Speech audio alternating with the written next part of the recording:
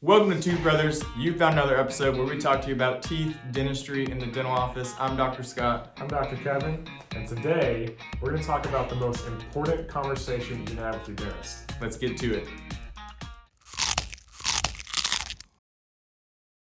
Before we move forward though, hit the subscribe button, smash us, give us a thumbs up on the like button, and comment if you have any questions. One of the top conversations that you can have with your dentist is about obstructive sleep apnea. What is obstructive sleep apnea? Good question. I'm glad you asked. That's the airway. So when we go from our mouth down into our chest while we sleep, the airway is either constricted or is all the way closed off, and we can't get the air that we need. Not good. Not good. This creates a lower level of oxygen in the brain and sleep disturbances. So we're not healing well when we sleep, and it causes all sorts of health problems. Everything from high blood pressure to diabetes to arthritis. Two of the most common symptoms, daytime drowsiness and snoring. We've all heard someone snore. It's annoying, it's loud. Not only is it affecting us, but it's affecting them. They're waking up, they're gasping for air. And guys, nobody likes to be tired during the day. Daytime drowsiness, this affects your work-life relationships, your relationships at home, your efficiency. You're just not working optimally. Not getting good rest has been shown to affect your mood, your behaviors, your mental health. Everything that your body does while you sleep is affected by this. Now, some of those symptoms are pretty obvious, some of them aren't. And that's where we as dentists can come in and help, because we're already looking in your mouth. We can already see, is your tongue too large for your jaw? That happens. A lot of times our gene code doesn't really talk to itself and figure out how it all should fit together. Sometimes that throat is too narrow. Sometimes we can actually see it as dentists because we see that you're grinding your teeth. And the research is now showing that jaw moves forward in order to try to open up our airway some. And that, guys, if you're grinding through your enamel earlier than your age would suggest you should, that's a problem.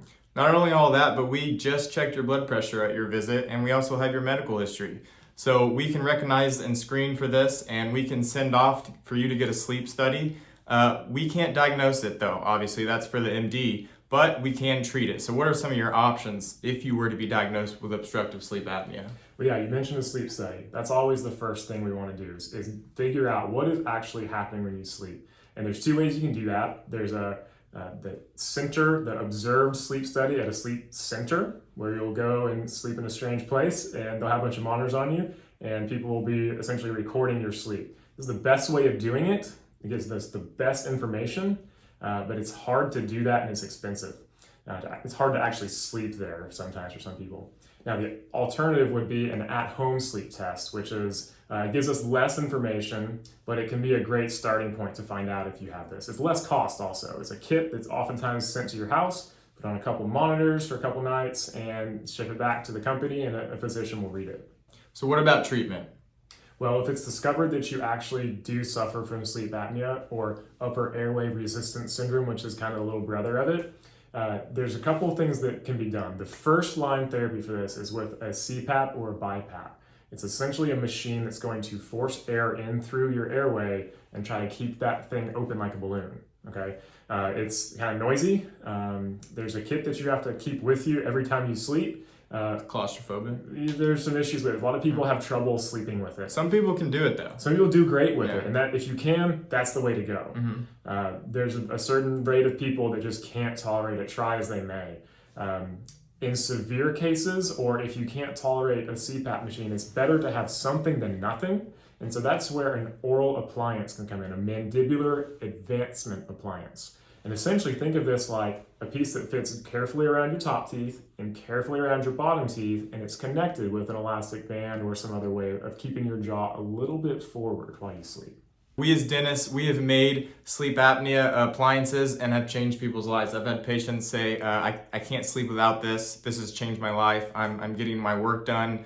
My relationship is better. I mean, it's incredible what we see and hear from people that we treat. I've had patients tell me that it saved their marriage, and that's pretty special. That's partly why we think this is one of the most important conversations we can have. It changes relationships. It extends your life. I've heard it said if you're suffering from sleep apnea and you don't get treated, you're simply dying faster than the rest of us. I've heard it been called the silent killer, actually. Yeah.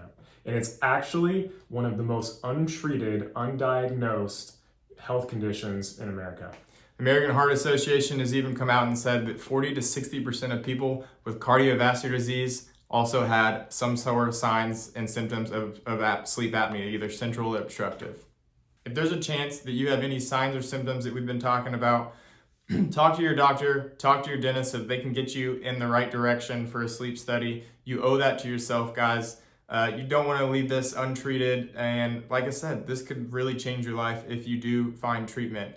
Thanks for watching. We hope this video helped everyone, and we'll see you next time.